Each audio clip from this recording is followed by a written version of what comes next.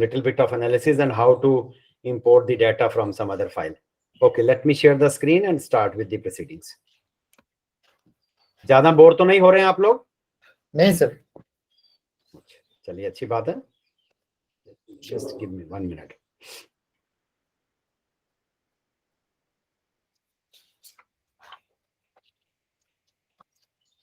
Yes, you can use latest.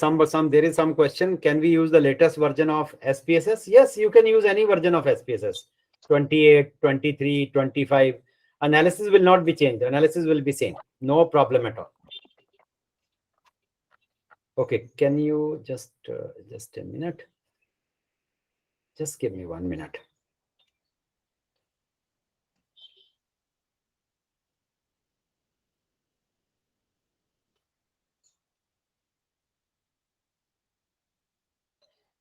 Okay.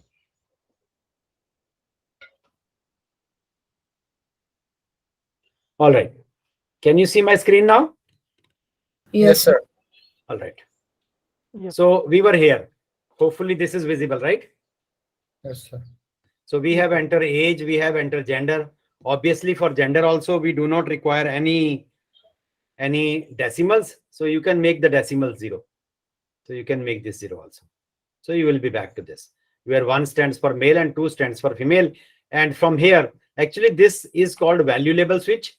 And value label switch means you can convert your alphabets to numeric, numeric to alphabet. For example, if I click this, you will get alphabets. If you change this, you will get numeric. But in the backyards, it's taken as numeric, right? If we do not label, what will happen? If I give, let's say, command, how many, if I go for the counting, how many males and how many females are there, then it will simply count how many ones are there, how many twos are there. And you may also forget the coding. What is 1, what is 2? So in that situation, we always give label, so that once we give the label, now your proper table format will appear, that how many males are there, how many females are there. Okay. Now, next problem comes. Sometimes we need to divide our data. Let's say I want to pick up those people who are between the age group, suppose, say 35 years to 60 years. Or I want to pick up those people who are more than 60 years. Or maybe those who are, let's say, less than 35 years. So suppose this is the age data, and I will divide this data into 3 categories. If you are carrying a pen or pencil, please write down. Category number 1. Category number 1 will be those people who are having age less than or equal to 35. Give this as number 1. That means code number 1. And those who are between 35 to 60, code number 2. And those who are more than 60, let's say code number 3. So we'll divide this data into 3 parts. Less than or equal to 35, code number 1. 30 to 60, code number 2. And more than 60, code number 3. Because sometimes there may be some requirement that we want to find out the younger people, so we can focus on less than or equal to 35 years of age group. Similarly, we want to focus on older people, so you can go to category 3, that is greater than 60. Yes, please. I'm audible properly? Yes, sir. Yes. Yeah. Okay. So how to divide this data into 3 groups? This is called basically transformation of variables. Transformation of variables. So if you see here, there is a transform. This is written transform. Actually, transform means transforming a variable to a new variable. Transforming one variable to a new variable. So actually, this is an old variable, and we have to convert this into 1, 2, 3, where wherever there is age, people who are having age less than or equal to 35, they will be replaced by 1.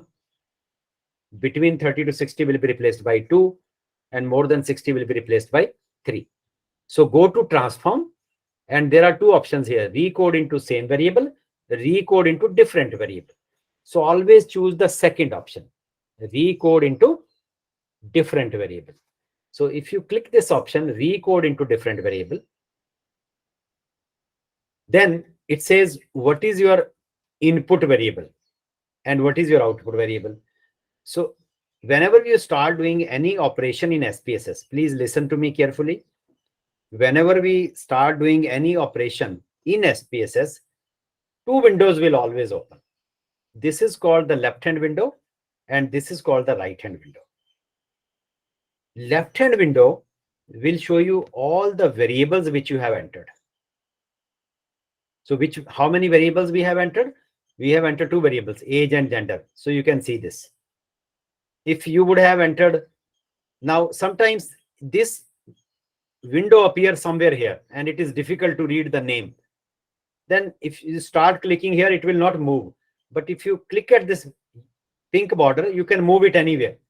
So that if it is not visible, you can take it here. So that is the idea, right? So you can always move it here and from the yellow border. Always place your cursor at yellow border and move it. All right. Okay. Now, left hand window will show you all the variables. Let's say I have a 50 variables. Then if all the 50 may not be available here, let's say only 25 you can see, then automatically this type of scroll button will appear with a down arrow. If you click that, you will see the 21st. Then you will see the 22nd, 23rd, and so on. So all the variables you can see one by one. Then we shift only those variables to the right hand window on which we want to perform analysis. Listen to me carefully. We have to shift only those variables to the right hand window for which we have to perform the analysis. So we have to perform the analysis for age.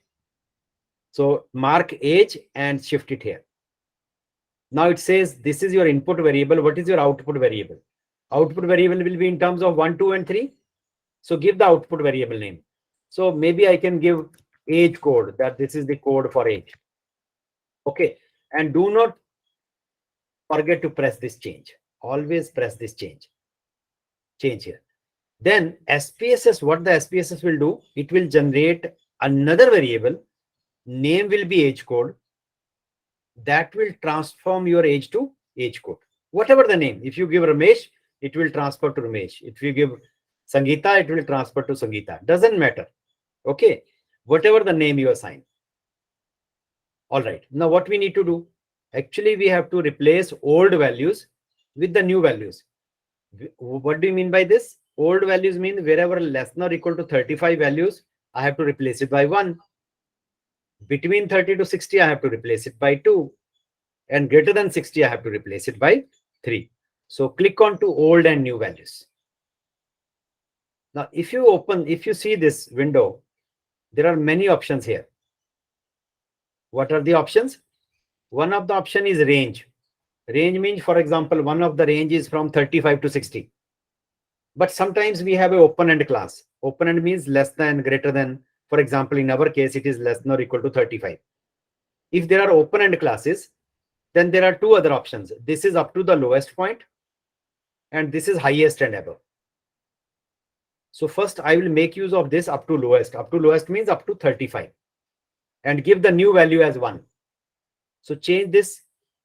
First of all, click this. So it is going up to lowest point. So up to lowest point means lowest point is 35. And the new value up to 35 is 1. And don't forget to press this add. If you add, you can see very clearly. Lowest through 35 will be given code as 1. Lowest to 35 will be given code as 1. Then next is the range. What is our range? 35 to 60. So I'll click on to range. The minimum value is 35.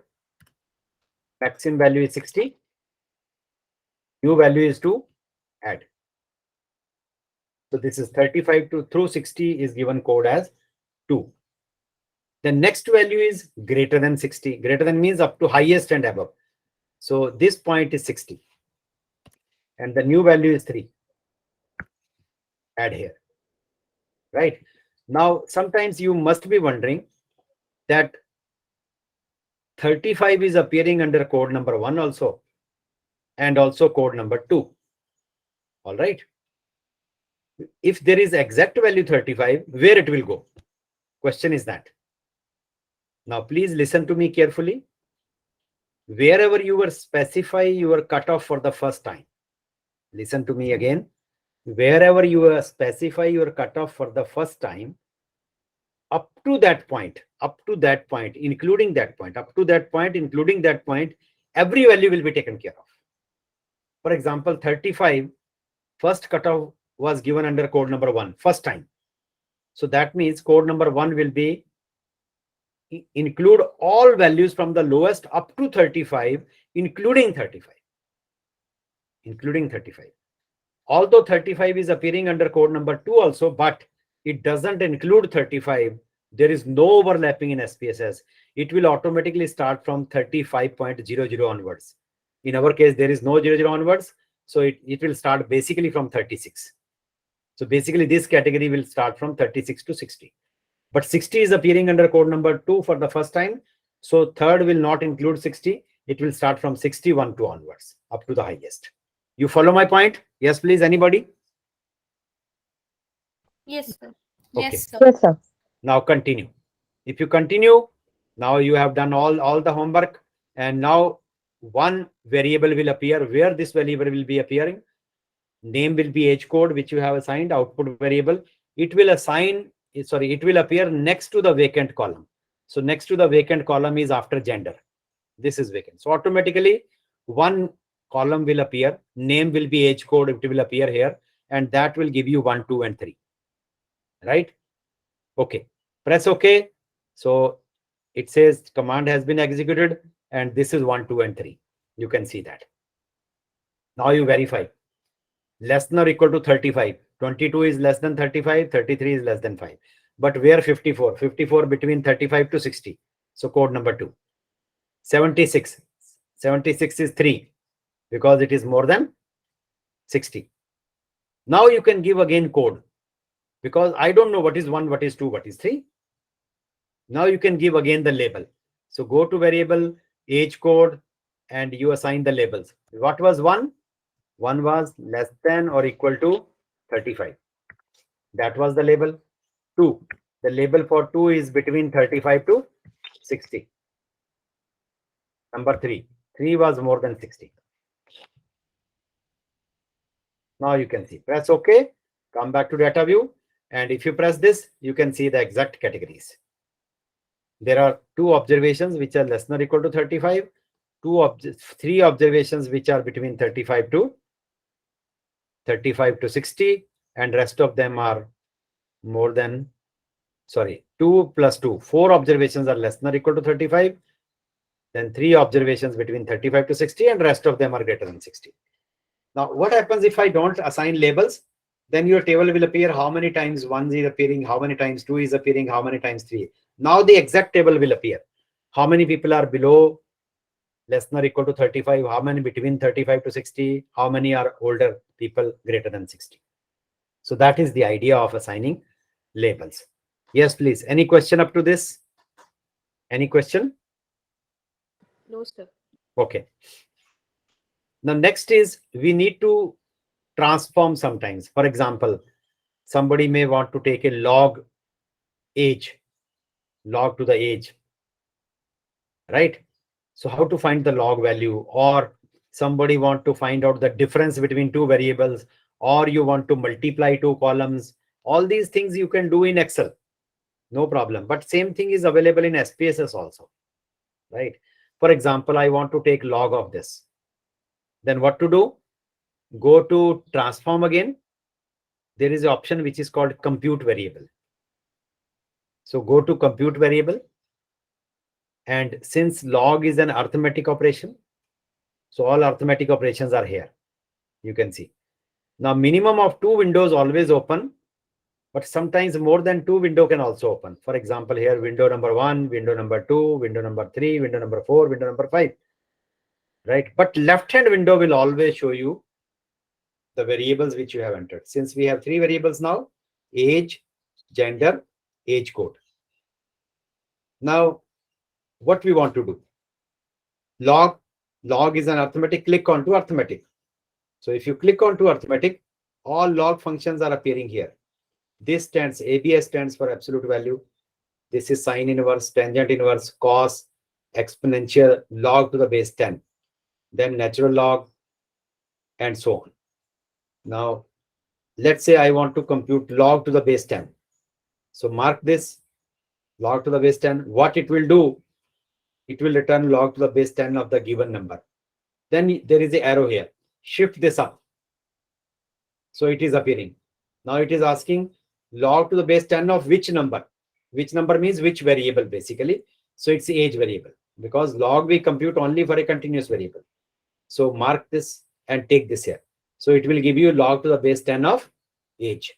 Now still OK is not appearing. Why OK is not appearing? Because it is asking where you want to store this variable. Give the variable name.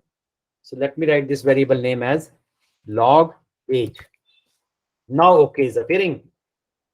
If I just click, one variable will appear here next to the vacant cell, and that means after age code, that will give you the answer. Log to the base 10 of 22, log to the base 10 of 36. Press OK and see the answer. This is the answer. Log to the base 22 is 1.34. Log to the base 10 of 33 is this. Is this clear? How to make log transformations? Hello? Yes, sir. Yes, sir. Okay. And one or two important points. Not only the log transformation, now you can multiply any two columns. You can take a difference of, for example, let's say, let me take difference of log age and gender. Although it doesn't have any meaning, but you can find out the difference because this is all numeric. This is also numeric. So let's say go to transform, go to compute. I change this variable, give the name as difference. And then I change this, remove this. And let's say log age minus sign is here. This is acting as a calculator minus the gender. Mark here. Log age minus gender plus OK. And you will see the difference. So the difference is appearing here. For example, 1.34 minus 1.34. 1.52 minus 2 minus 0.48 and so on. So you can multiply, you can divide by writing the expression over there. So each and every calculation can be carried out. Yes, please. Is this okay? Yes, sir. All right. So we don't require this column. You can delete. We don't also require this column. You can delete. All right. Now, sometimes our problem may be to do the analysis only for female. Only the female. These are females. I don't want to carry out the analysis for male. So if you are using Excel, you have to make two separate files. One for male, another for female, or you have to put filters. But here there is no need to make separate file. Whenever any operation is being carried out in SPSS, this will always appear that IBM SPSS statistics process is ready, Unicode on. What is the meaning of Unicode on? That means SPSS is ready to take your commands. Ready to take your commands.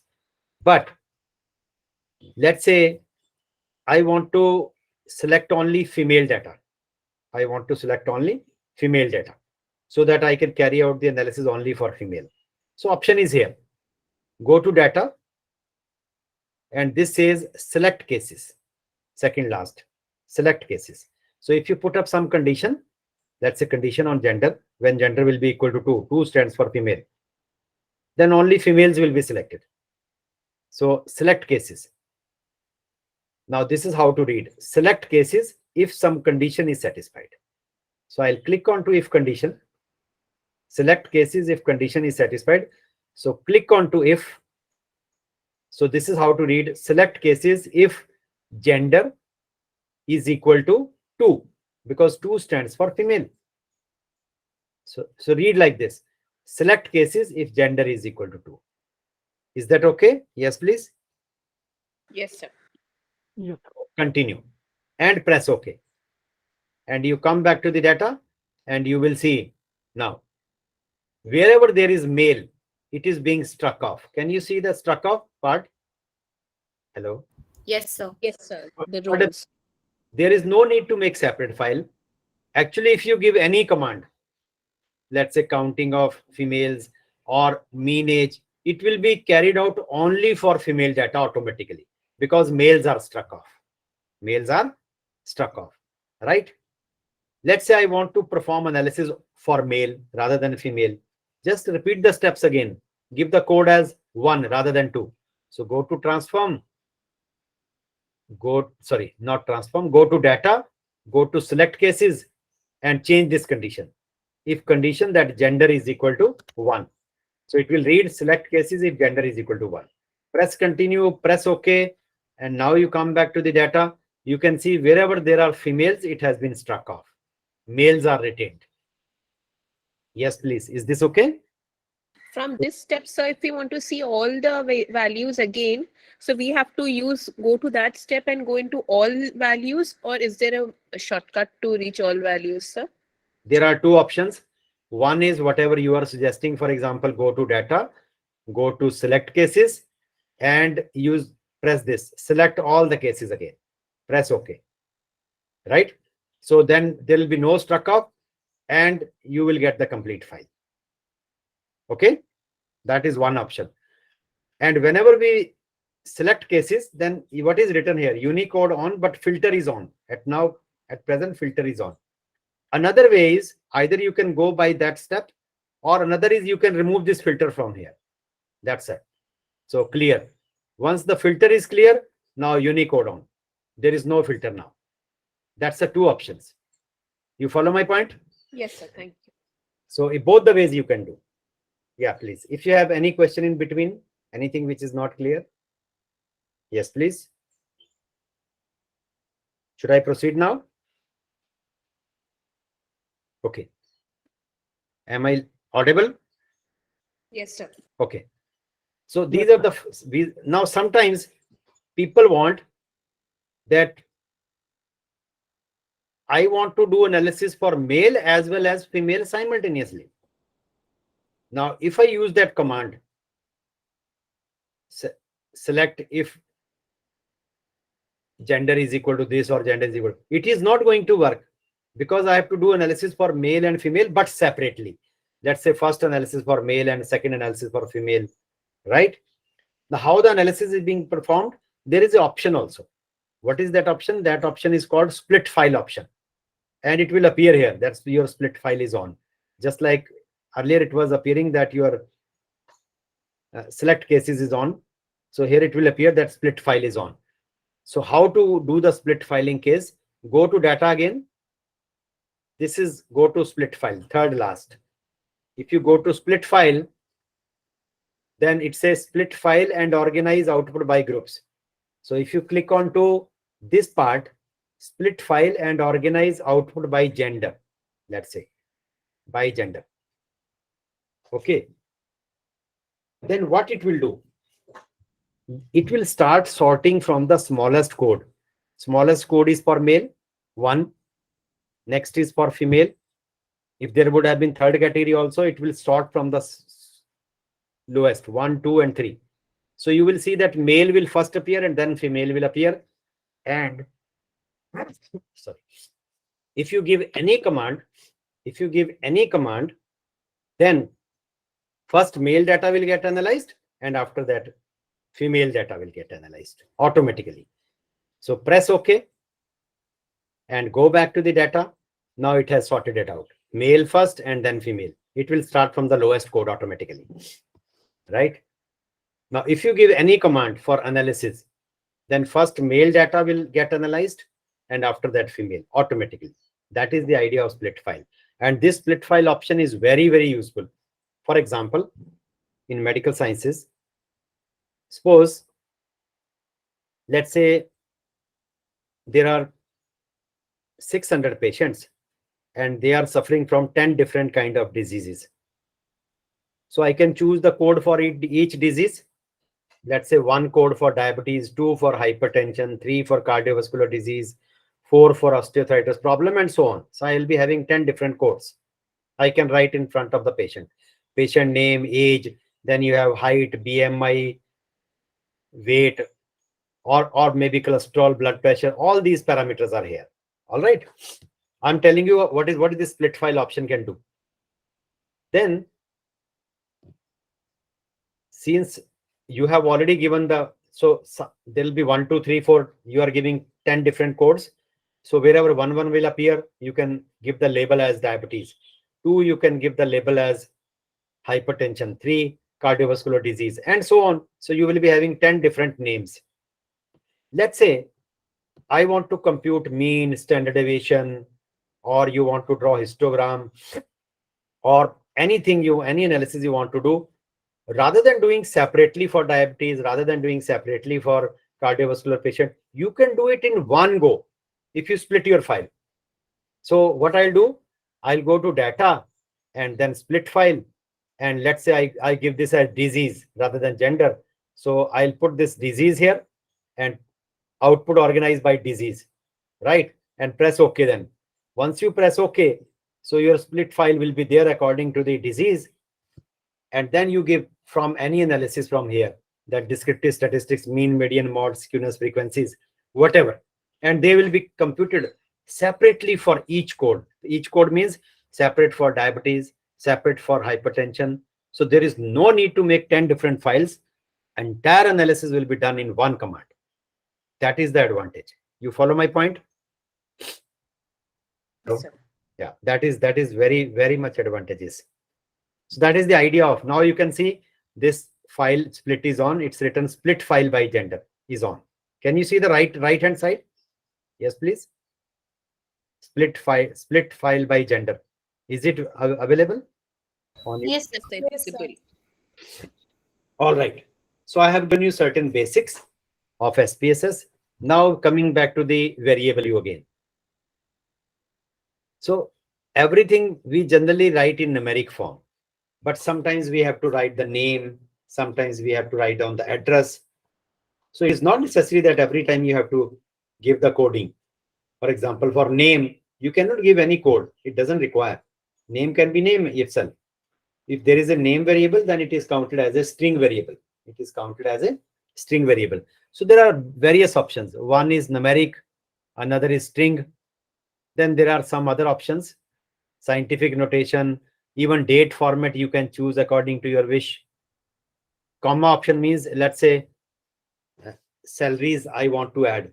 Say first person salary is 54,799. Second is 67,229. And generally in India, we assign comma after every two.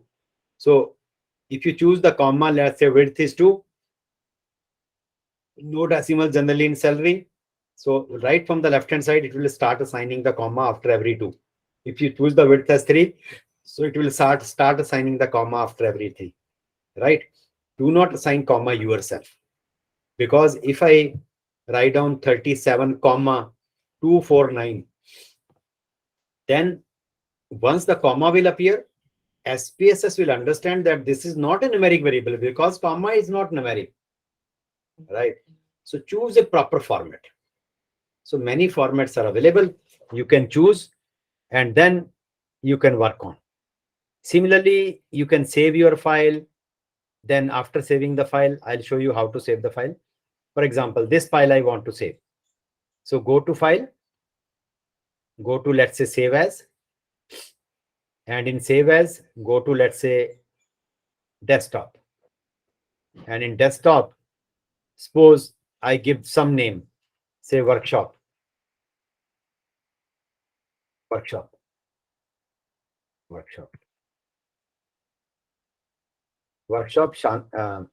Say Shanti Niketan, maybe whatever name you will write. And then file name is this. And then if you press save, then automatically this file will appear on the desktop. You see, this is the file, workshop Shanti Niketan, right? Okay, so this is how to save the file. Then you can also look into, once you save the file, you send this file to me, let's say for analysis. Then I don't know whether this is the age of the patients, this is the age of the students. I don't have any idea. But then there is an option here. You can specify the proper label for each variable. I can, if it is age of the patients, so I can give the proper label, age of the, let's say, diabetes patients. So that when file will comes to me, patients.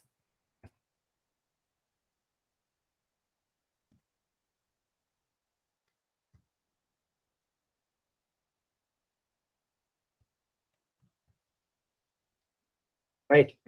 So when you save this file, it will come to me. So I will know that this age is basically age of the diabetes patients. So similarly, you can assign any other label to the, so readability will improve, everything will improve. And anybody, if you send this file, he or she can understand that this variable is concerned with this variable is concerned with this. Yes, please. Is this okay? Hello. Yes, sir. Yes, sir. Now, next very important point, coming back to values we have discussed, here is called measure. For example, age. If there is your data is on interval scale or your data is on ratio scale, interval or ratio scale, then basically that will be covered under scale. But for example, gender. Now, next variable is gender. Now, can you tell me whether gender is nominal or ordinal? Yes, please. Gender is nominal or ordinal? Nominal. Nominal. So it's already marked nominal. But what happens sometimes in some of the softwares, you will see in SPSS, it will be marked as scale. And this will also be marked as scale. Then you need to change it actually. So change this from scale to the nominal. Similarly, the third variable. Can you tell me which type of variable? Is it ordinal or is it nominal? Yes, please. Ordinal. Ordinal. Ordinal, because the lowest means 1 and highest means 3. So it's ordinal. So I must go to specify that this is ordinal. Now, what happens if you are not doing this? If you are not doing this, that's why I discussed measured right in the beginning. If you will not do this, for example, gender. If I'm not writing here nominal and you give the command that compute the mean SD for this, for male and female, it will compute because you have given this as a scale variable. Scale variable means you can go for the computation of mean SD, etc. So it will compute, and that has no meaning. You follow my point? Hello? Yes, sir. But once you specify that this is nominal, this is ordinal, if you give the command that I'll want to compute mean SD, etc., so a warning will appear. Say, look, this is a numeric, this is not a, say numeric variable. It says it's a variable which is categorical. You cannot compute mean SD for. Otherwise, there will be no warning and you will get with the wrong type of analysis. That is the idea. I discussed the scales right in the beginning. Okay. All right. Now we have done all the basics of SPSS. Now I'll show you how to import data from some other file. How to import data from some Excel file. So I'm just closing this file. And I don't want to save this output. No problem. And I'll also delete this workshop file, which is not required. Okay. Now, let's import some file into SPSS. What to do? Suppose this is a file, Excel file. It is on desktop. Remember this name. It is test1 file. Okay. So this is test1 file. It says mutation, age, locality, sex, religion. All right. And now you can see it is going up to 71. Can you see that? Yes, please. It is going up to 71 number. Yes, sir. Right. It is going up to 71. So how many observations are here? 71 or 70? 71. So 70.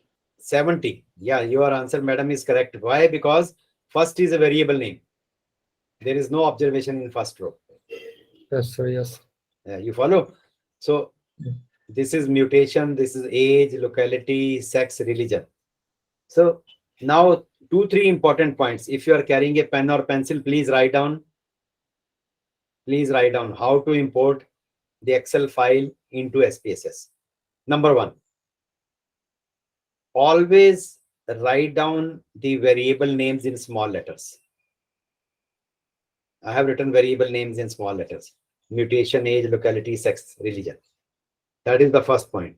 Now, in Excel, even you can, without variable name, you can start writing under A, under B, under C, under D, under E. Yes or no? You can have your data under A, under B, under C. Yes? Yes, sir. Even then in that case, your data will be imported. Data will be imported, but since name is not there, so in that case, SPSS will assign its own name. Variable 00001, variable 00002, 3, 4, and 5. It will continue like that. Data will be imported, but SPSS, since name was not there, so it will assign its own name. But if the names are here, then there will be a question. When I'll import this file, it will ask you whether you want to import the name from the first row of the data. What is there in the first row of the data? Yes, please. In this file, what is there in the first row of the data? Variable names. Variable name. So it will ask you. It will ask you, and by default, that option is always on. So 2-3 points to remember. Always write down the variable name in small letters. Number 1. Number 2. No special characters are allowed in the variable name.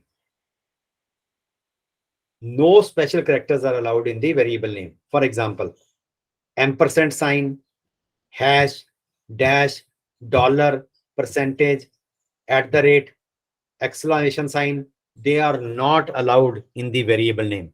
Your variable name should not include any one of the special characters. Number 3, always write down the variable names just 10 to 12 characters long. 10 to 12 characters. It should not be, variable name should not be written as mutation, then gap, off, then gap, the, then gap, gene. I cannot write the variable name as mutation of the gene. There will be gaps also.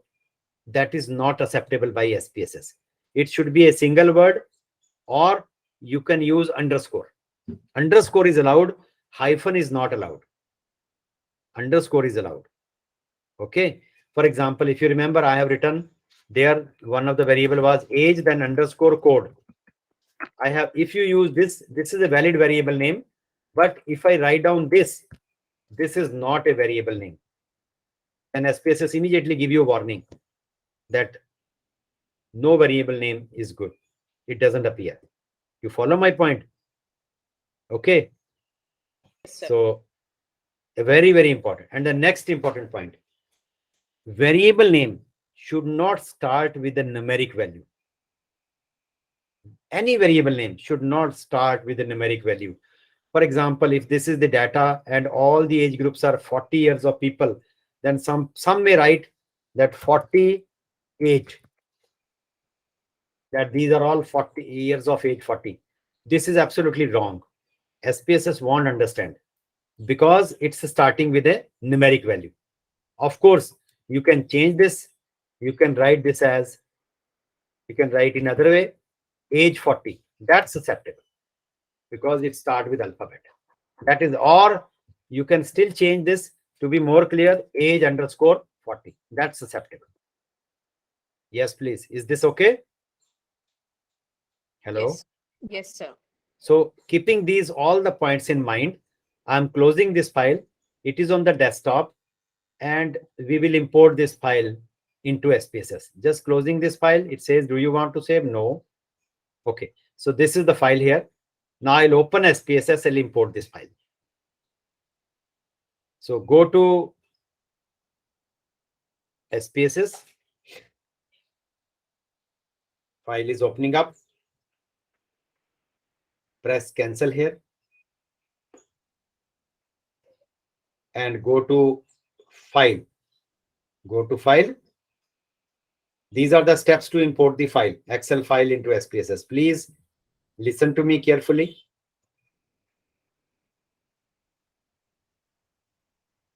File, open. Ours is a data file, so go to data. Now give the proper path. Our file is on desktop, so click on to desktop.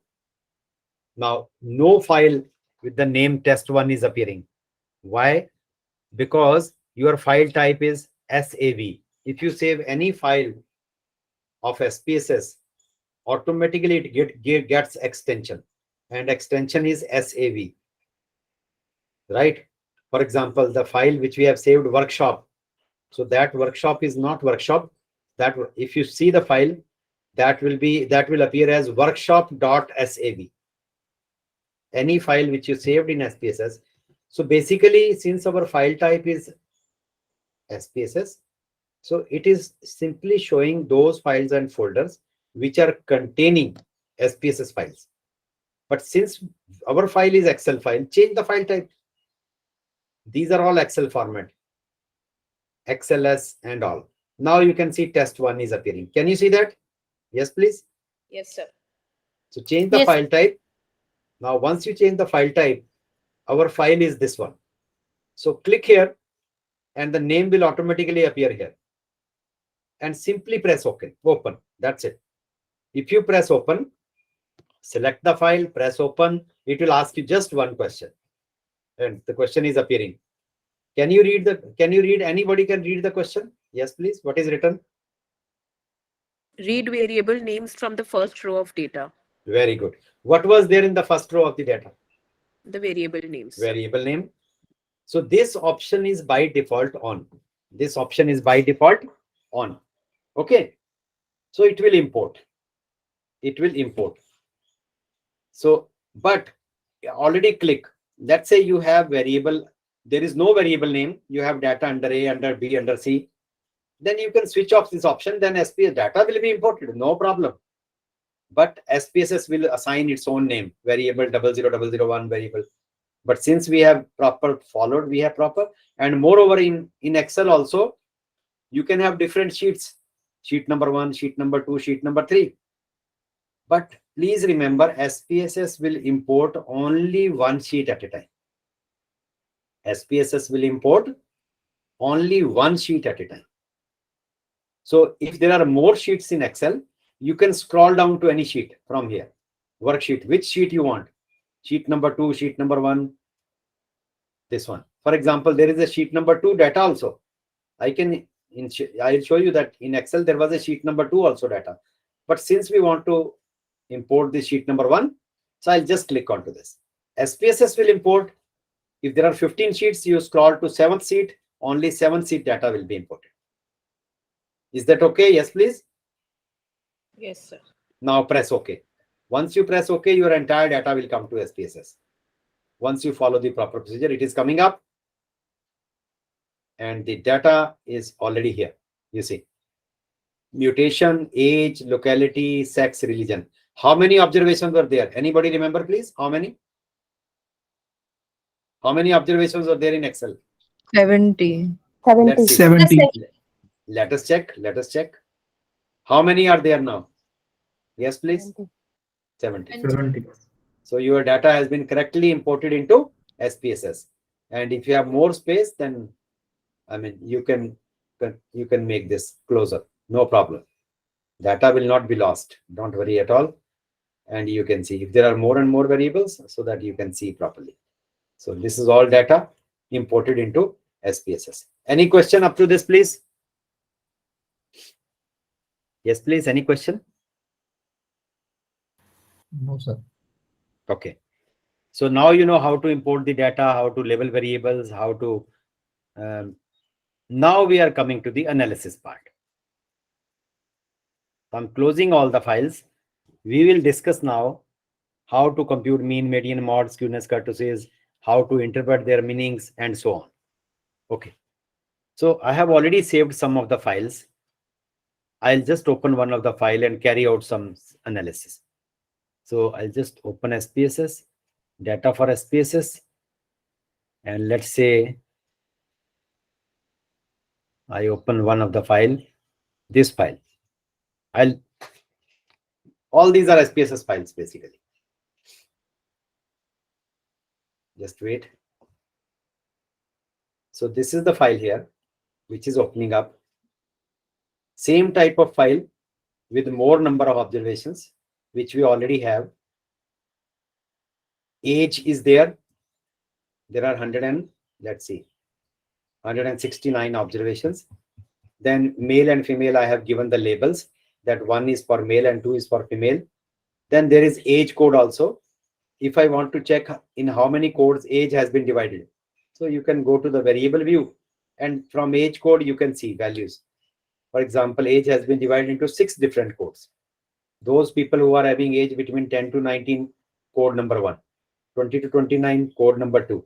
40 to 49, 50 to 59, 60 to 69, up to code number 6. So these are the categories. So this is an ordinal variable basically. If this is an ordinal variable, what is written here? Yes, please. What is written here? Nominal. I should change this to Ordinal. ordinal. Now you understand. And moreover, in SPSS, you can easily recognize the data, whether it is on nominal scale, ordinal scale, if you have given the proper. For example, nominal scale. Nominal scale means all the categories are given equal weightage. So you can see 3 equal circles. Can you see that? One red, blue, and green, something like that. Can you see equal circles in front of nominal? Yes, sir. This simply specifies that all the values are given equal, or all the categories are given equal weightage. This is what the nominal variable is. What is ordinal? From the lowest to the highest. So you can see lowest, then next one, then the next one, and the next one. So that is the symbol for ordinal. What is the symbol for other? Interval and ratio. Symbol is just like stairs, and each and every value is of the same importance, right? So that's why this is stairs. Because for any continuous variable can be arranged in the order from the lowest to the highest. So that's why there is an increasing trend. But all the values are given small, small. That means they're equal. Okay. So you can recognize. All right. Let's do some analysis. Now, generally, for example, age has been divided into 6 different codes. I don't want. This is actually the data. So a code number 5 is all people between 50 to 59 years of age. Let's do some preliminary analysis. Preliminary analysis is just to count. Let's say how many males are there, how many females are there, how many people belong to each age group. So that is called counting. So counting means go to analysis, go to descriptive statistics, go to frequencies. And in frequencies, you click on to sex, click on to age code. Now, these are the 2 categorical variables. Generally, we compute the frequencies for categorical variable, not for continuous variable. There is no idea of computing frequencies of age variable. Otherwise, it will give you a very long table. How many times 52 is appearing? How many times 56 is appearing? And so on, which has no meaning. You follow my point? Hello? Hello? Yes, sir. Okay. Now, it will give you the counting of male, female, people belong to each age code category. So press OK and see the result. It just takes fraction of seconds. 169 observations. And then how many males are there? 91. How many females are there? 78. Total is 169. This is a percentage of, let me just switch off this option. I think it is appearing somewhere. My WhatsApp was on actually. Yeah, let me close this WhatsApp. Okay, now it will not disturb. All right. So percentage of male, percentage of female. Then also the second, because we have 2 variables. One was gender, another is age code wise analysis. So how many people are between 10 to 19? Only 4. Between age group 20 to 29, 66. So this is the most important or the dominating class, where maximum people are between 20 to 29 years. Next important class is 30 to 39. Next is 40 to 49. But only few people are below, above the age of 60. Between 60 to 69, only 4. Between 10 to 90, only 4. And these are their percentages. How many people belong to? For example, 39.1% of the people, they are in this category, between the age group 20 to 29. So similarly, now there are 2 types of percentages. There is a percent and valid percent. Can you see that? Yes, please. Percent and valid percent. Yeah. Yes. And in this case, they are same. Can you see they are same? No, sir. Not same. They are same. They are same. Oh, percentage. हाँ sir, percent valid percent same. Why they are same? Let me tell you why they are same. Because there is no missing value. There is no missing value. Somebody was asking me how to deal with missing value. Suppose 1 or 2 missing values would have been there. Suppose 1 or 2 missing values are there. Then in that case, you should not look for a percentage. In that case, you will always look for a valid percentage. Okay? If there are missing values. If there is no missing value, then valid percentage and percentage will be same. No problem at all. They will be same. You follow my point? Yes sir.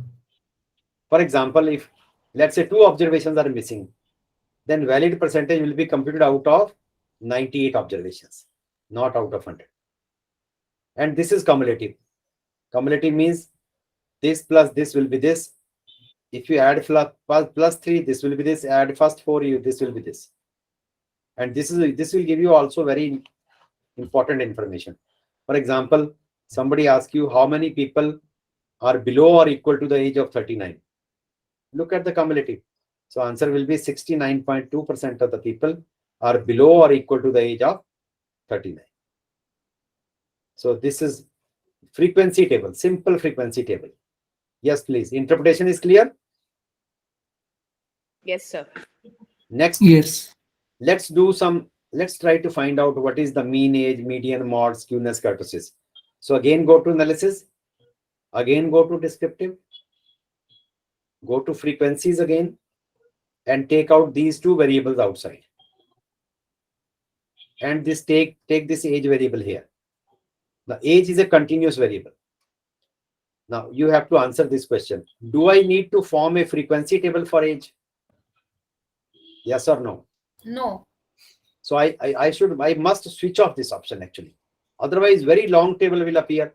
That has no meaning, right? So just switch off this option. If you switch off, SPSS will give you a warning. Now you can see a warning that you have switched off this option. Okay, you have turned off this option. No problem. Press OK. Now go to statistics. And what do you want to do? Let's say in statistics, I want to compute mean, median, mod, skewness, kurtosis, minimum value, maximum value, standard deviation, variance, range, quartiles, percentiles. Which percentile? It is asking which percentile. Say 10th percentile of the data. Or maybe you can have 73rd percentile of the data. Or you can have 95th percentile. Whichever you want, you will get. So how much time SPSS will take to compute this? Less than 20 seconds. Right? So press continue, press OK, and here is the result. Less than 20 seconds. The result is already out. It says 169 observations. No observation is missing. Mean age is 34.30. Median is 31. Mod is 26. Standard deviation is 10.32. Square the standard deviation, you will get variance. That will be 106. Then look at skewness. Can you tell me what is the value of skewness? This is your beta 1. Yes, please. What is the value of skewness? Hello? Value of skewness. 0.698. Is it positive or negative? It's positive, sir. Positive. This is beta 1. This is beta 1. So beta 1 is positive. So what is your answer? Is it positively skewed or negatively skewed? Positively. Positively Positively skewed. skewed. Positively skewed. What about kurtosis? Kurtosis value is negative or positive? Negative. Negative. Negative. Negative is minus Platycurtic. point. Yeah, this is platycurtic. So your answer will be platycurtic. Now you understand. Very good. Very, very nice. Nice answer. Okay. So that means our data is slightly positively skewed. Why I'm saying slightly? Because 0.6 is not very far away from 0. It's close to 0. Close to 0 means it's slightly positively skewed. And it's a platycurtic curve. Platy means flatter curve because it's negative. Beta 2 is negative. Then you can look at the different percentiles also. Minimum value in your data is 18. maximum value is 63. That means minimum person who is having age is 18 years of young child and the oldest is 63. This is what it means. If you subtract 63 minus 18, you will get 45. That is the range. Then percentiles. 10th percentile is 23. Please remember there is a difference between percentage and percentile. For example, what is the 50th percentile and what is median? Median is halfway and 50th percentile is also halfway. Yes or no? Yes, sir. So their value must be same. You can see 50th percentile is 31 and median is also 31 because that's the center point. Yes, please. Yes. Okay. Yes, sir. Then, for example, 25th means Q1. This is called Q1. Q1 means first quartile. What is the meaning? That 25% of the observations or 25% of the people are below or equal to the age of 26. This is the interpretation. Percentage, there is a difference between percentage and percentile. Percentage will never give you any cutoff. But percentile will always give you the cutoff. So for each percentile, there is a cutoff. For example, 75th is called Q3. That means 75% of the observations or 75% of the people in your entire age group are below or equal to the age of 46. Or alternatively, what you can say, only 25% are more than age 42. 95th percentile is 53. What does this mean? That means 95% of the people are below or equal to the age of 53. Alternatively, you can see only 5% people are above 53. Yes or no? Yes, sir. Oh, yeah. So that is the interpretation of percentile. Okay. So we are able to do some preliminary analysis. Let's perform the analysis only for female data. So what I need to do if I want to do the analysis only for female data? Yes, please. Where I have to go? भूल गए लगता है. Where I have to select cases. Yes. Yes, So sir. go to data. Data, then select cases, sir. Select cases, and then put the condition. Right. If sex is equal to, yes, please, is equal to 2. 2. Okay. Continue, press OK. And now you can see command has been executed. Go to data. Only the females are not struck off, but males are all struck off. Can you see that? Yes, sir. Now give any command. Only female data get analyzed. Let's do the same, give the same command. Descriptive frequencies. I'll not change anything. Everything is there. You can see once you mark, it will be retained. Press OK. But only now you will get the answer for female. How many females were there in our group? If you see the table, how many females were there? 78. Now you can see the analysis of only 78. Can you see that? Yes, Yes, sir. sir. Yes, sir. Similarly, you can do the analysis for male. Males. Or if I want for both of them, then if you want Split for both of them, then go to split file. So let's say go to transform, no, sorry, data, and select cases, select all the cases again. Then go to data, analysis, sorry, data, go to split file, and split file organize output by gender wise. Okay. So here the split file by gender will appear. Press OK. And now you can see the data and split file by gender will appear. It's written split file by sex. Is that okay? Yes, please. Yes, sir. Yes.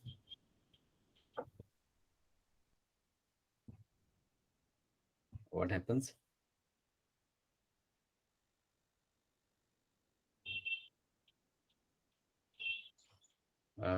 Just a minute. Let me remove this filter. It should be split by sex. Now split by sex is on. I haven't removed the filter actually, but that doesn't matter. Okay. Now if you give any analysis, let's say same analysis I do, first analysis will be appearing for the smallest code. What was the smallest code? for male, 1. Next was for Female, 2. female. So frequency, everything is there. We have already marked. Now you will see first analysis will appear for male, and after that it will appear for female if the split file is on. So you can see sex is equal to male, 91 males were there, entire analysis. Then once the male is over, then female. If you would have 20 different codes, you will get all the 20 in one line. Yes, please. Is this useful? Yes, sir. Okay. So some preliminary analysis we have done. And then let's say we can perform some other kind of analysis. Sometimes, let's say I remove this field split by data, split file, analyze all the cases again, press OK, and you back to your data original file. So this is your original file. Let me tell you one important point. And that important point is called OLAP cubes. Hello? Yes, sir, we can hear you. Yeah. OLAP cubes means online analytical processing. That means online you can see the output. For example, if somebody asks me, what is the mean age of male who are between the age group 30 to 39? Or what is the mean age of females who are between 20 to 29? You follow my point, what a question I am asking? Yes, sir. So for that purpose, either you put 2 filters, or second option is you go for OLAP cubes. What is OLAP cubes? OLAP cube stands for online analytical processing. So here it is. Go to analysis, go to reports. And under reports, there is the option that is called OLAP cubes. Can you see that? Yes, sir. So click on to OLAP cube. Let's say summary variable means summary variable is your age variable. It says grouping variable. These two are grouping variable. Age as well as age code. Now it is asking, what do you want? Which kind of statistics? Let's say statistics, I don't require sum. Take this out. Number of observation is okay. Mean is okay. Standard deviation is okay. Percentage you don't require. This you don't require. Take whatever you want. For example, if you require median, you can take median here. Right. Then minimum value, maximum value. You can take out the range also. So you can move it here. Mean, median, mod, range. Sorry, range should be somewhere here after minimum and maximum. Okay. Variance. And that's a skewness, kurtosis, whatever you want, you can shift it here. So all these things will be computed immediately. All these things will be computed immediately. Press continue. Press OK. You see, it says age, categorized according to sex, categorized according to age code, 169 observations, no observation is missing.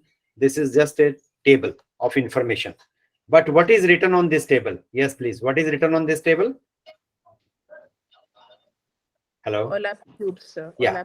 OLAP cubes. OLAP cubes means this is the analysis of the entire data. You can see 169 observations. Mean age is this, median is this, that we have already seen. Okay. Now, let me click here. Just need to click here. If you click here, this table is appearing. Can you see the table? Yes. Yes. Now, let's say I want analysis only for male. Now, this is the analysis only for male. Online analysis, 91 males were there. Let's say I want analysis only for female, 78 female. Entire analysis is here. Let's say I want female and between the age group 20 to 29. So it's a female between age group 20 to 29. Only 31 cases are there, and these are their information. You follow my point? Yes, sir. Very useful command. And let's say between 40 to 49, only 17. Let's say do it for male, only 19 males are there between this. So any piecewise information, if you require, you can get it using OLAP cubes. Very, very important thing in SPSS, which is not possible in Excel and many of the softwares. Is this okay, please? Okay. Yes. All right. Yeah. Now, some basics you have learned. Let's look at certain graphics also. Some graphs, and then I'll go for a little bit of missing value and then we'll stop. How to draw graph? See, in SPSS, there are many different types of graphs can be drawn. Different types of graphs can be drawn. And I'll maybe drawing 3-4 important graphs, and then you will get some idea. Then you can practice later on. For example, let's say, move on to graphics. Graphs you can draw either from the chart builder or you can draw from the legacy dialog. Those who are beginners, I will suggest that they should draw the graphs from legacy dialog first of all. So legacy dialog graph, say bar diagram. Bar diagram is for categorical data. Can you tell me out of the 3 variables, which ones are categorical variable? Yes, please. Which ones are categorical variable? Yes, Gender please. and age code. Very good. Gender and age code. So go to simple. Let's say simple bar chart. Define. Suppose your category axis is age code. Drag and drop here. When you have to drop, when this hand sign appears. If you drop it, it will go back. You have to drag and drop at the category axis when the hand appears. Can you see the hand now? Yes, sir. Now it is appearing. What it will do, it will count, because number of cases, it will count in each age code how many people are there, and then it will draw the bar diagram. Press OK and you will see a bar diagram. Can you see that? Awesome. So it says 10 to 19, 20 to 29, 30 to all age categories. If you don't like this color, how to modify a graph in SPSS? How to modify a graph in SPSS? Please try to understand. Always double click. You cannot make any changes. Always double click. And once you, it's written here also that to activate the graph, double click. Can you read that? Double click to activate. Yes, sir. Let me, Yes, you can sir. see. Double click to activate. So double click here. Hmm. You will come to what is called chart editor. This is called chart editor. Can you see this? Yes, sir. Right. This is called chart editor. What does this mean? Chart editor means you can edit your chart. Hmm. For example, if you do not like this color, then you right click at any point, there is a property window. Open this property window. And can you see a border around? Yellow border Yes, sir. around all bars. Let's say I don't like this color. So let's say I want this color. So this color will appear. If you don't like this color, say I want light blue. This color will appear. Okay. Even it is possible to change the color of one bar. How? You come here and then let's say I want to change the color of this bar, which is a significant bar. I click here. You can see all the bars have been marked yellow. Can you see that? Yellow. Yes, sir. Slightly yellow outside, slightly yellow border outside. Can you see that? Yes, sir. Or not visible? Then for a particular bar, you want to change the color, select it, select this bar. There is the option, select this bar. Place your cursor at that bar and select that bar. So this bar, now you can see all borders are not around any one of the bar, only this bar. Can you see that? Yes, sir. Hello. Yes, sir. Yes, sir. Now let's say I want to make this color as this or this one. It has changed the color. Similarly, you can change the color of any bar, Hmm. right? And close here. You can also assign titles. Say options. Let's say I want to assign title. So assign the title here. Let's say bar diagram. Bar diagram. Let's say for age. So it will write the title. Similarly, what is the scale here? 0 to 20, 20. Very difficult to read. So let's say I want a gap of 5. So mark here. Then there is an option which is called scale. Go to scale. Here the major increment is 20. You can make it 5 so that you can read properly. Now you can see all is appearing with a gap of 5. And you can go to text style. If it is not readable, you can make it bold also. You can increase the size, font size also to 9, let's say. Now you can see very clearly the scale. Similarly, this scale you can check. So normal to bold. And change the size to, let's say, 9.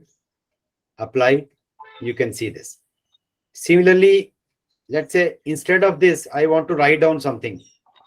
So you can change this and write down, let's say, age categories. Similarly, let's say instead of count, I want to write down here frequency. So mark here and you can write frequency. Frequencies. F capital, let's say. Okay. Now, if I want to write down something in between the graph, that is also possible. How to? Go to option and there is a text box. Choose this text box. If you choose the text box and here write down, let's say this bar is a significant bar, which is marked in different color. Significant bar.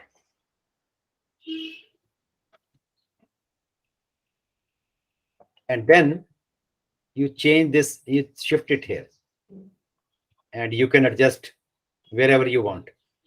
You want at this, you can adjust it. Require a little bit of practice, that's it. Sometimes you need labels also. So elements and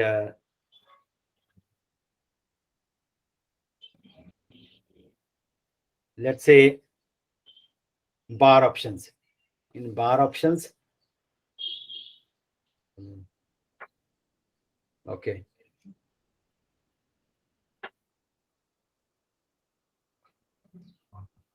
All right. Show data labels. So it will show you data labels that these are the numbers here. This is 66, 47. And then if it doesn't appear if they appear in the center, you can move it to the top also. So this is the option. By taking custom option, you can mark this here. And if it is not readable, you can go to text style, make this bold, just increase the size. Let's say 10. Apply, you will see the clear numbers. Can you see that? Yes, please. Yes, sir. Yes. So now everything is, you have completed your graph. So once you complete the graph, just close, your graph appear here. Now you can mark here, copy this graph, go to any Word file or Excel file, wherever you want to take it, right? And then paste it. Let's say I'll paste it here, take Control V. Now the graph is coming. You cannot make any changes here, please. You cannot make any changes here because compatibility is not there with the Word file. But if space is less, you can squeeze this. If your space is less, you can squeeze this. So you have a very nice graph. Is that okay? Yes, sir. Yes. So if the space is less, you can, I mean, as long as it is readable, you can increase or decrease the space. So this is how one of the graph I have drawn. Similarly, there are other graphs. For example, graph, let's say bar, then suppose cluster bar diagram, define, category axis is age code, cluster by say gender, and you will see male and female simultaneously. This blue is for male and this green is for female in each and every age group. Can you see that? Yes, sir. Yes, sir. Then you can draw, not only that, you can draw three-dimensional pictures also. Let's say bar diagram, and suppose this diagram, define, okay. Then there are options here.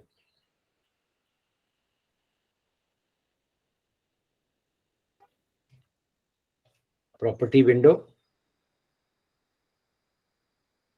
and okay. All right. How to draw 3-dimension? There are other options actually. Let me tell you simpler option. Just 1 minute. How to draw with a simpler option? Go to legacy dialog. This is 3D bar. You go to direct straight away to 3D bar. Say define x-axis by age categories, z-axis by gender, and you will see. This is a 3-dimensional picture. Can you see that? This Yes. is first is for male, and after that it is for female. 3-dimensional pictures. Same way you can have other graphs. Graph, legacy dialog, let's say pie diagram. So pie diagram, say define slices by age code. Press OK. So you will see a pie diagram. Just double click. If you want with slice, this is sliced diagram. And you can add even show data labels. So it will give you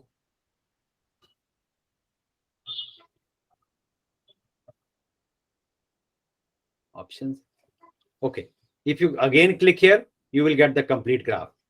So elements, show data labels. It is showing that these are the numbers, 66 here and all this, right? And instead of, let's say, number I need percentages, then you can remove the count here, take the percentage up. It will give you answer will be in terms of percentage. Now you can see percentages. Can you see that? Yes, sir. Hello? Yes, sir. And you can have a slice diagram also. Same way you can add titles and all that. And you can control 3D. Let's say I want a 3D diagram. So you can control a 3D. This is a 3-dimension pie diagram.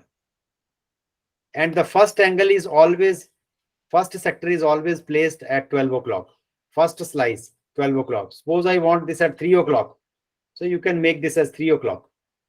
Now it is shifting to 3 o'clock. You can shift it to 9 o'clock. No problem. It will shift to this. So you can make all these things. Or you want 3D picture with shadow. So you will get with shadow. This is with shadow. So all the options are available in SPSS. Interesting? Yes, sir. Hello. Very Yes, sir. simple. Interesting. You don't require any programming, nothing else. And then 1 or 2 more graphs, then I'll stop. And let's say box plot or area chart is also sometimes better. Let's say area means this, category axis, let's say area by gender. So you can have a comparative figure. On one side, it will show you male. On other side, it will show you female. You see, sorry. This is the area covered by female, and this is the area covered by male. Similarly, the other graph which I was interested is, that was called area chart. Yeah, the population pyramid. Population pyramid is again important graph. Split by, let's say, age code. Show distribution over gender.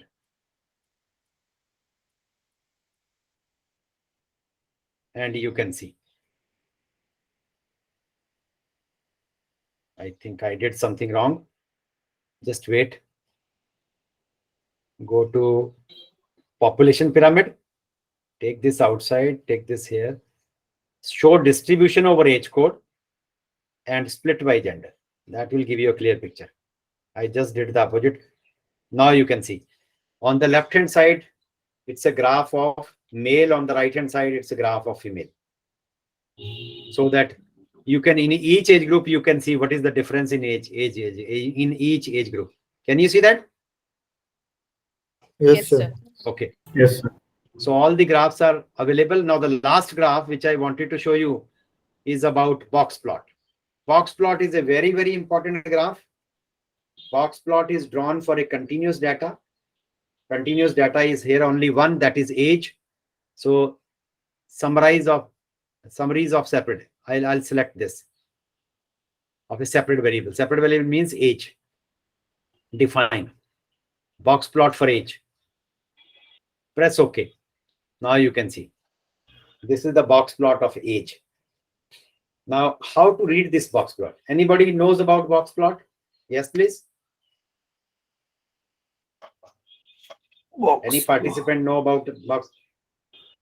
So I don't No idea? know this, sir. No idea, sir. Okay. Okay, just listen to me carefully. Check outliers. Yes, this can also check outliers, number one. Number two, it will also give you whether your data is normally distributed or not. Right? For example, how this graph is drawn. If you remember, I have computed Q1 and Q3, the 25th percentile and 75th percentile. They are known as Q3 and Q1. One. So for Q3 and Q1, Q1 means median divides the data into two equal parts. And if I mark a point between the beginning and the median, that will give me the center point will be Q1. Q1 means 25% of the observations are below this point and 75% above. And between median and the highest point, if I mark the center, that will give you Q3. Q3 means 75% below this point, 25% above this point. So for any data, it computes Q1. It also computes Q3. And box is drawn between Q1 and Q3. This box is between Q1 and Q3. Okay. Lower end of the box is placed against Q1. Upper end is placed against Q3. Then this is called whisker. What is this whisker? From the middle lower end, it will connect to the lowest value present in our data. For example, our lowest value was 18. So it has connected to 18. Our highest value was 63. So from the upper end, it will connect to the highest value present in the data. So these two are called whisker.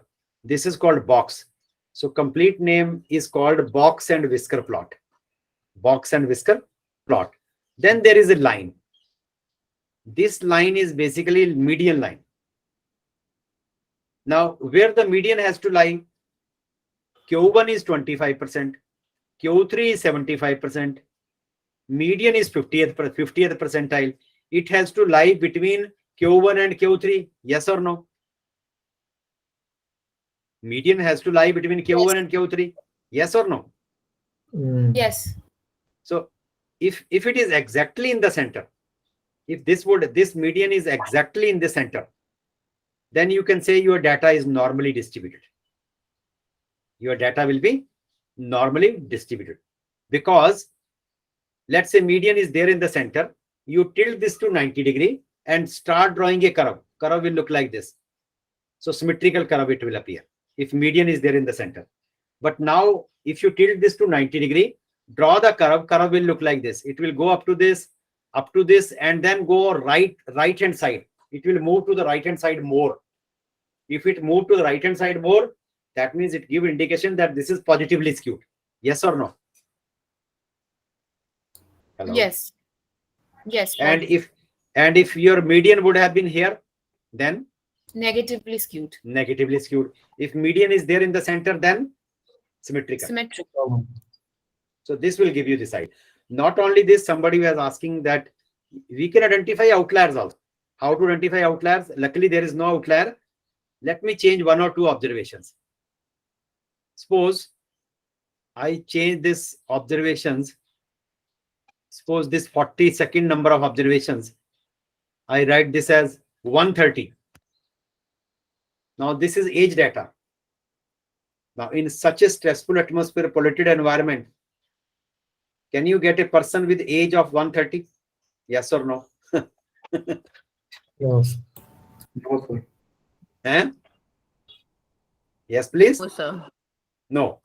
So no graph can depict outliers except box plot.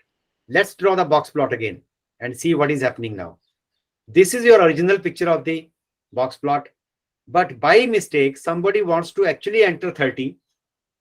but in the Excel sheet, he or she has entered 130. It's a human error. It can happen. Yes or no? Yes, sir. Yes. So Yes. how to Yes. identify? Yes, sir. How to identify an outlier? Let's look at the box plot again. Graph, box plot for a separate variable. Just take this age outside. Otherwise, sometimes it takes the previous data. And press OK. Now you see what is happening. Your graph has squeezed too much. And moreover, it says there is an outlier. Outlier is marked as observation number. What is the observation number here? 40. 40. Okay. So it will give you some kind of indication that there is something wrong with your data.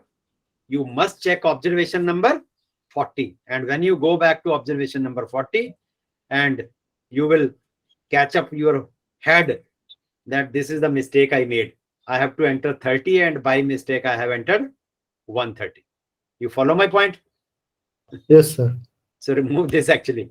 So it will give you an indication that there is something wrong with the data. Otherwise, if there are 5,000 observations in your thesis, you will go ahead. You will compute mean, SD, everything, and the results will not be in order, but thesis will also be published.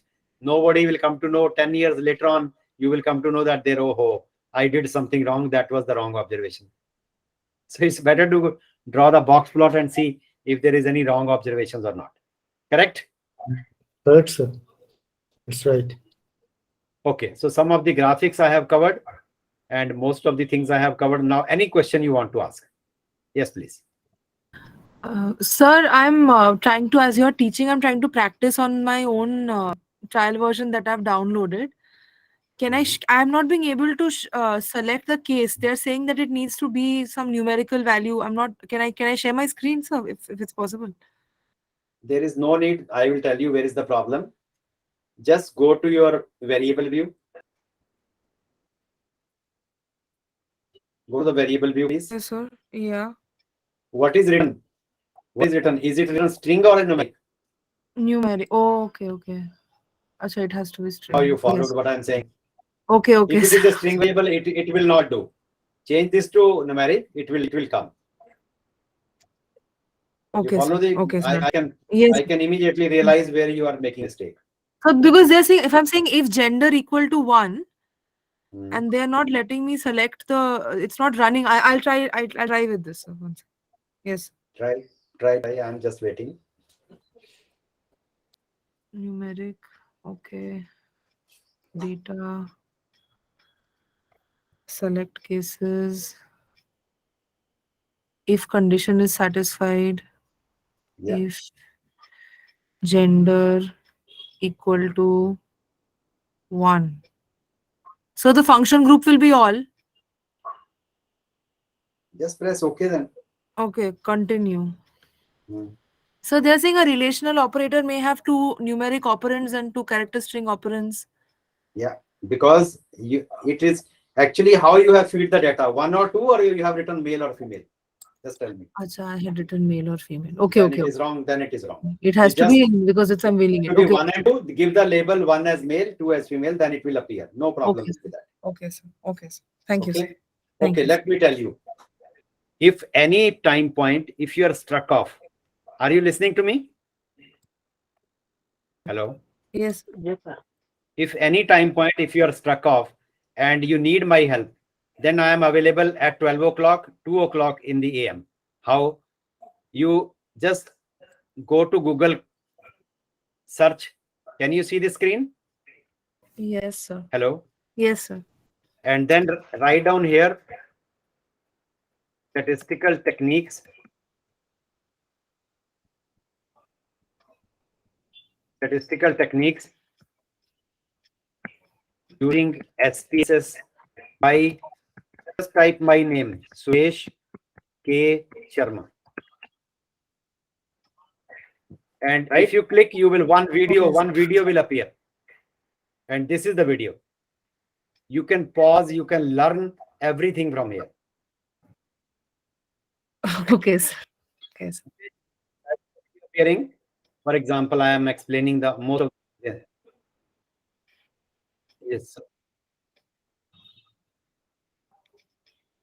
So this is a correlation regression part, So which I'm not covering. can we do our, can we make our data representation with vertices in the form of graph? No, curses is never in the form of graph. The picture that it is data is negatively skewed or positively skewed, or we can make comparison that before intervention That- data was negatively No. skewed, but after the intervention data is positively skewed, or something like that. That is always, that can be seen from here. I'll just give you one example. Okay. Just give me 1 minute. Let me open the file. So look at the shape of the histogram. Histogram will give you, along with the normal probability curve, it will give you whether it is positively skewed or negatively skewed. For example, if this is the graph, let's say go to graph and go to histogram. And in histogram, take the age variable along with the normal probability curve. It will give you whether it is positively or negatively skewed. Just look at this picture. Yeah. From the highest bar, if you drop a line from the highest bar, then how many bars are on the left hand side? Maybe 5 or 6, but how many bars are on the right hand side? Maybe 12, 13, right? Yeah. So that means your data is positively skewed. Immediately you will come to know. If your data would have been normal, then this is a normal curve I have drawn. Then all these bars which are outside this curve, they should have been within this curve. If they are within the curve, that means your data is normal. So you can easily see this graph. Yeah. Yes, Sir, please. how to handle missing data? Yeah. Now I'm coming to last part. I'm coming to that only. I'm coming to this only. Missing data. Although this is not my topic, but you have asked specifically how to handle missing data. Okay.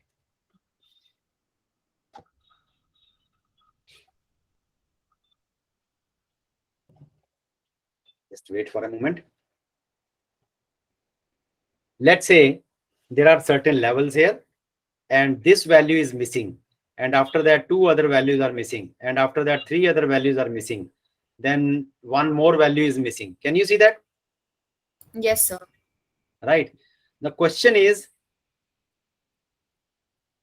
how to fill up, because how many observations are missing? 1 here, 2 here, 3 now, then 3 here, 6 now, and 1, 7.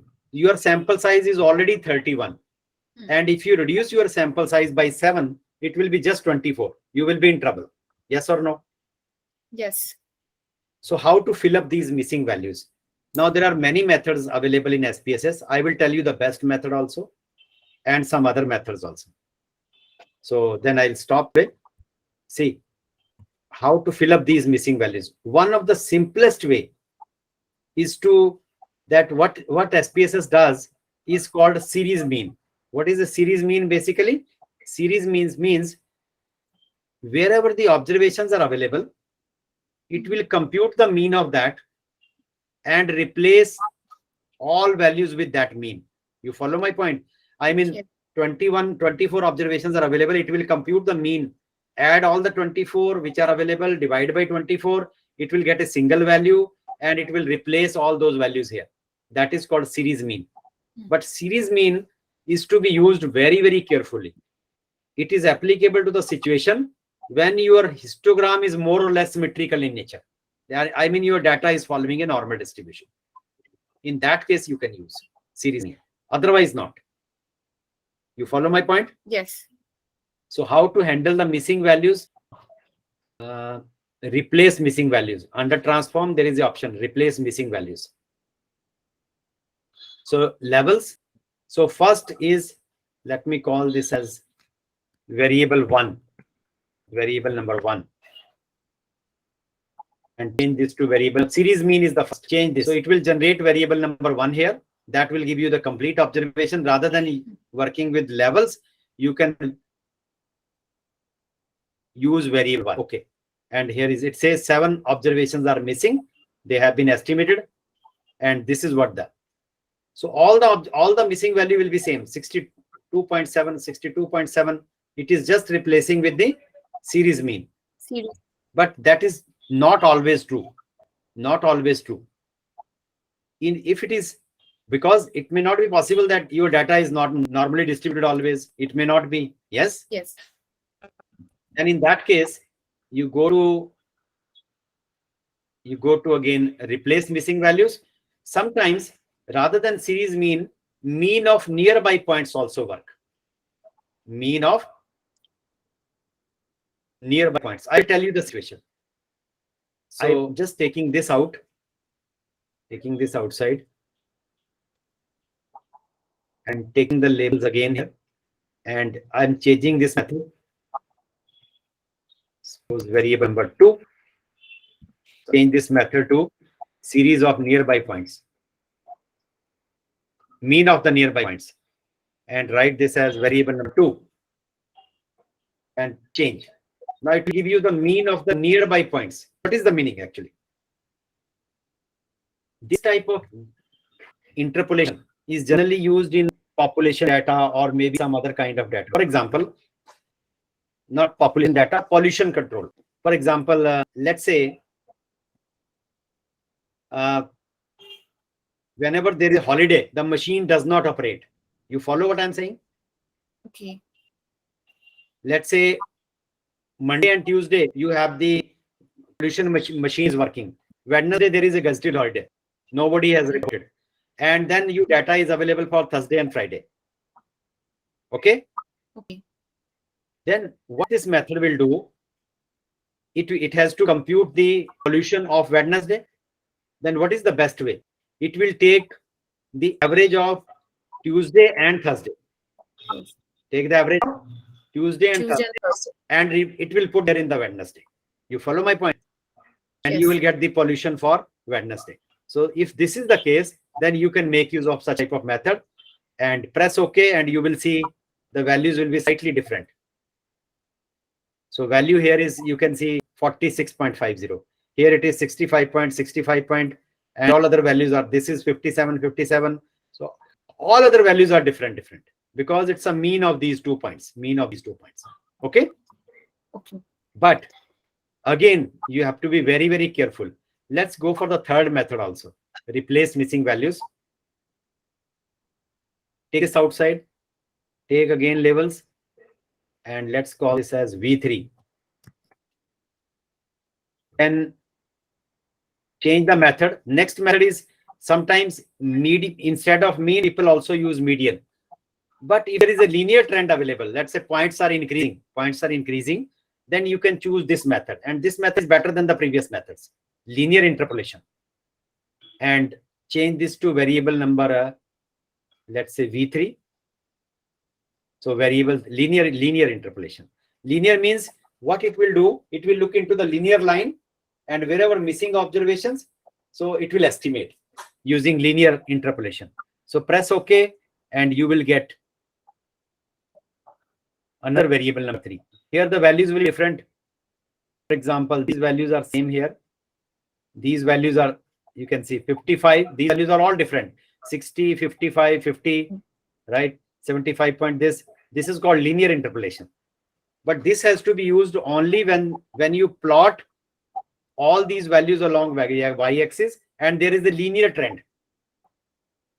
If there is a linear trend, then you can use this method. But I don't know whether there is a linear trend or not. You can go the graphical procedure. The best way is, I'm telling you right now. Best way is to go to analysis form, replace missing values, and then take this variable outside. Take the labels here. Give this variable number 4. And choose the last one. That is called linear trend at a point. What it will do, it will plot the graph wherever if there is one missing value here, and there is a linear. This all the observations, and below these observations they are linear. Okay. If they are linear, then it will estimate by linear. Suppose here there is a quadratic. Quadratic means the curve has gone through the curve. Then they will be estimated through the curve. So nearby points. So linear trend at a point. Change this, and this is the best method available in SPSS. Press OK, and you will get the result. So use this method for missing data. Rather than using labels, use variable number 4. It will estimate all the values correctly. Okay. Okay. Okay, sir. Yeah. Any other question, please? Yes, please. Any other question if you have in mind? Could you please explain it again by like the linear trend, the last method you were explaining? Last one was like this.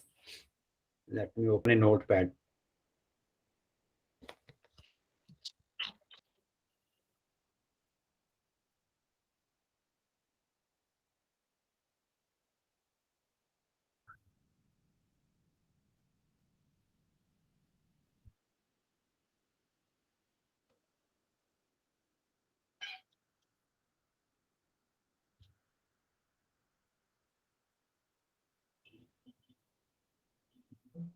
Status bar is not available here. It is not showing the status bar. Okay, I'll take it somewhere. Just wait for a moment. Just wait here.